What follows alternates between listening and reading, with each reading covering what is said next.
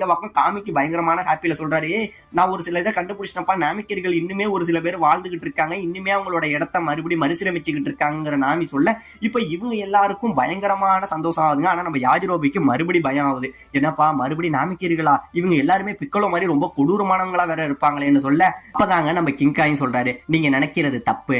ஏன்னா நாமிக்கீர்கள்ங்கிறது ரொம்பவே நல்லவங்க, அவங்க பிறப்பாலே ரொம்ப இரக்க குணம் உள்ளவங்க.